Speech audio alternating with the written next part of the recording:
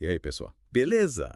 Mais um livro Cast no Ar. Opa, Aquele podcast, né? é isso aí. Que a gente mergulha de cabeça nos livros mais, como que eu vou dizer? Intrigantes. Intrigantes, essa palavra. Que te fazem pensar. Que te fazem pensar. E hoje a gente vai desvendar um que deu o que falar. Deu mesmo. 12 Regras para a Vida, do Jordan Peterson. Esse livro, meu amigo, causou, hein? Causou é pouco. Deu o que falar, né? Mexeu com a cabeça de milhões de pessoas no mundo todo. E não é à toa, né? O cara mistura psicologia, filosofia, Até mitologia. mitologia, busca uma sabedoria, sei lá, ancestral, né? Tipo, ancestral para aplicar nos dias de hoje. E ele faz isso de um jeito que, prende atenção, né? Não é à toa que as palestras dele bombam na internet. É verdade. Ele não fica só na teoria, sabe? Não. Ele traz exemplos, histórias, Que a gente se identifica. que a gente consegue conectar com a nossa vida, né? Com certeza. 12 regras para a vida é quase um manual de instruções para a gente se entender melhor. Um guia. Um guia E encontrar um sentido, né? nesse mundo. Nesse mundo que a gente vive hoje, né? Nesse mundão aí. Vamos combinar, né? Mas é caótico. Caótica! E aí, preparados para encarar essas 12 regras que podem dar uma chacoalhada na sua vida. Olha, já na primeira regra, o Peterson coloca a gente para pensar, hein? Pois é. Ele usa a analogia dos 10 mandamentos Uhum. para mostrar como a gente tem uma relação meio... Complicada com regra. É complicada com regras. Hum. A gente quer ser livre, mas ao mesmo tempo precisa de alguma estrutura, né? É verdade. É como se a gente buscasse um equilíbrio Um equilíbrio entre... entre a liberdade individual Isso. e a ordem social. Exatamente. É bem por aí. O Peterson argumenta que as regras, né, por mais que pareçam, limitar a gente, podem, na verdade, nos libertar. Elas funcionam como um mapa, um guia pra gente não se perder no meio do caminho. Sim. Imagine só, sem regras. Uhum. A gente viveria refém dos nossos impulsos, dos nossos desejos, mais primitivos. E, no fim das contas, isso não seria liberdade. Vai ser uma espécie de escravidão. Faz sentido. Lembra daquele exemplo da cambaxirra que ele usa no livro? Um passarinho pequenininho que enche a casa de passarinho de gravetos para impedir que outros pássaros entrem. Parece até bobagem, né? Mas quando a gente pensa bem. Aí que tá. O Peterson usa esse exemplo para mostrar como a busca por domínio está presente em todos os níveis da natureza. Até nos seres que a gente considera mais inofensivos. Caramba. E o mais interessante Demais. é que ele conecta isso com a nossa própria biologia. Sabe que a hierarquia social Hierarquia social. também está presente no nosso sistema nervoso. Sério. E me explica isso melhor. Pois é, o Peterson explica que, assim como as lagostas, Lagosta. que ele também usa como exemplo, a gente libera substâncias químicas no cérebro que influenciam diretamente o nosso comportamento, a nossa autoestima, a nossa postura. Quando a gente se sente vitorioso, quando a gente vence uma disputa social, por assim dizer, a gente libera serotonina. Serotonina? Que nos deixa mais confiantes, mais expostos a correr riscos.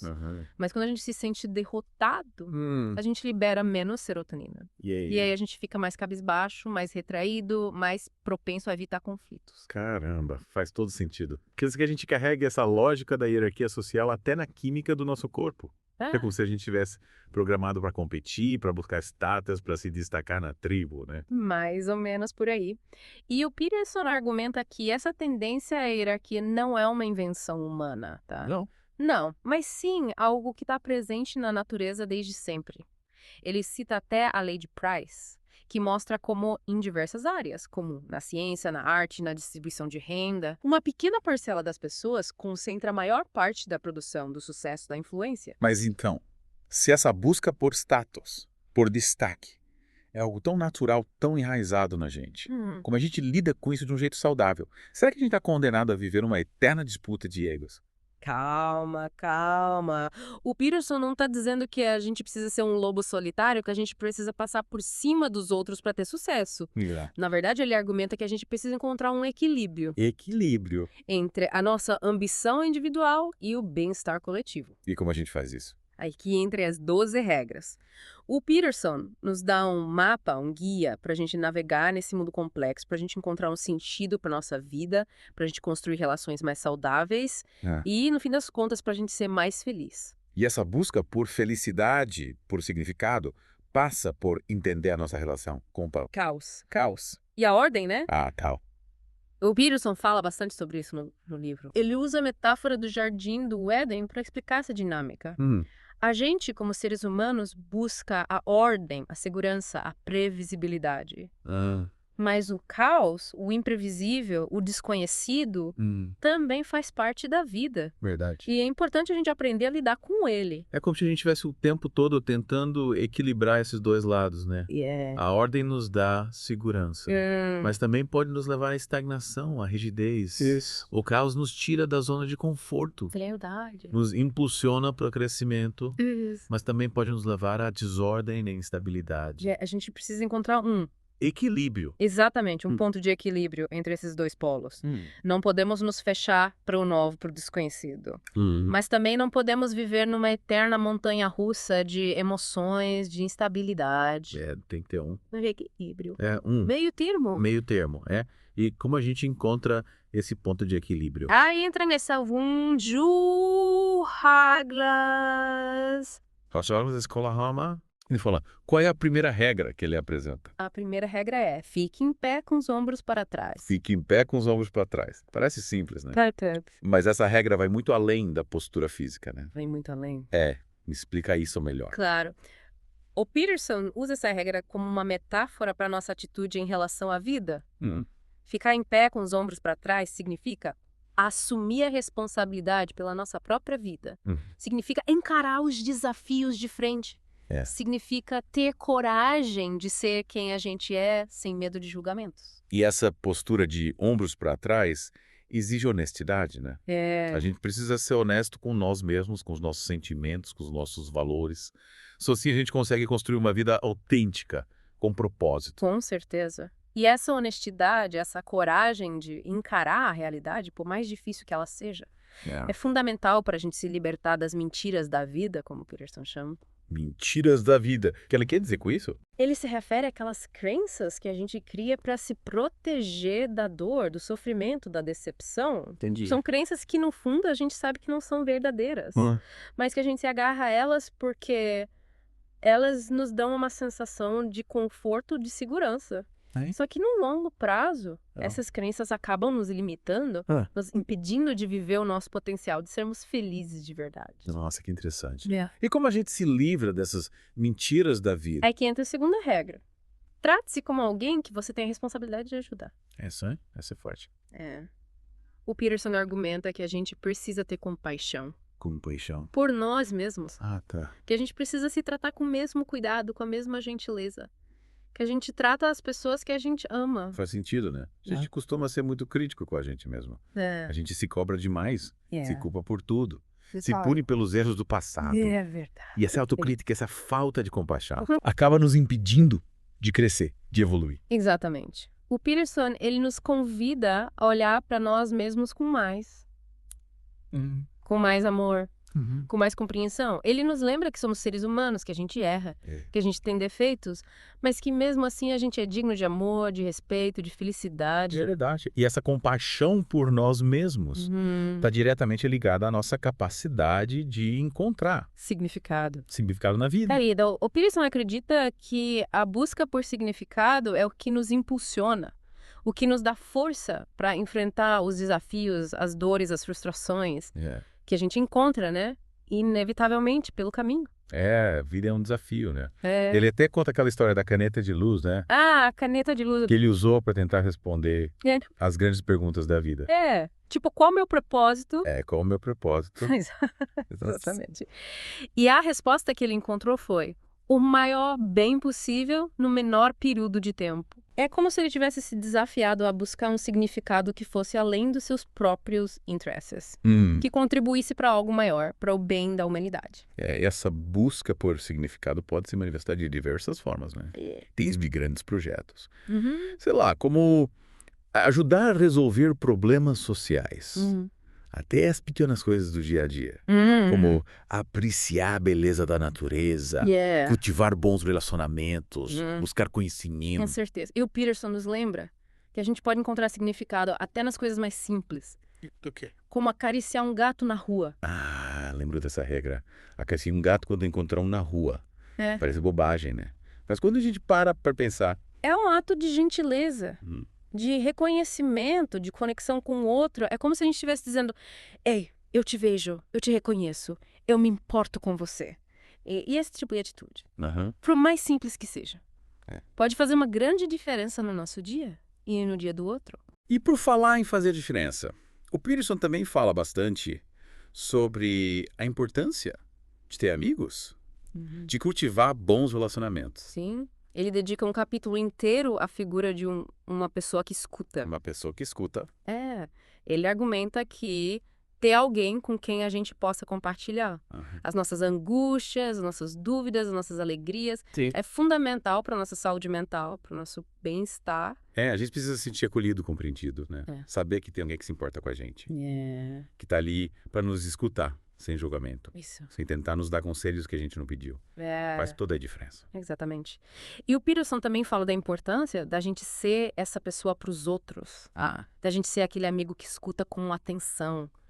Que se coloca no lugar do outro, que oferece apoio sem tentar resolver os problemas do outro. E essa escuta, essa compaixão, exige humildade, né? Sim. A gente precisa reconhecer que não tem todas as respostas, que não é perfeito, que também precisa de ajuda às vezes. Com certeza. O Peterson nos convida a ter uma postura mais humilde. A reconhecer que a gente é. A gente é aprendiz, né? Nessa jornada chamada vida. E que a gente pode aprender muito com os outros se a gente estiver disposto a escutar, a observar, a questionar. E essa postura de aprendiz, de busca constante por conhecimento, é o que nos impulsiona para o crescimento, né? O Peterson fala bastante sobre a importância de sair da zona de conforto, de se desafiar, de buscar novos conhecimentos, novas experiências. Sim. Ele usa a metáfora da árvore e a folha para ilustrar essa ideia. Árvore e a folha. A gente, com o nosso conhecimento limitado, é como uma pequena folha que está conectada a uma árvore gigantesca que representa a vastidão do conhecimento. Nossa. Que ainda nos é desconhecido. E ele nos convida a explorar essa árvore, a buscar novas folhas, a expandir o nosso horizonte de conhecimento, né? Exatamente. O Peterson nos lembra que a gente nunca vai saber tudo, que sempre vai ter algo novo para aprender, para descobrir, e que essa busca por conhecimento é o que nos mantém vivos, curiosos, engajados com o mundo. É verdade. E essa busca por conhecimento, por significado, por conexões, nos leva de volta à questão da ordem e do caos, né? Sim. O Peterson argumenta que a gente precisa encontrar um equilíbrio entre esses dois polos. Entre a estrutura e a mudança, entre a segurança e a aventura. Sim. Ele usa a metáfora da pilha de papéis para ilustrar essa ideia. Pilha de papéis. A gente tem uma tendência a acumular tarefas, responsabilidades, problemas, que a gente vai deixando para depois.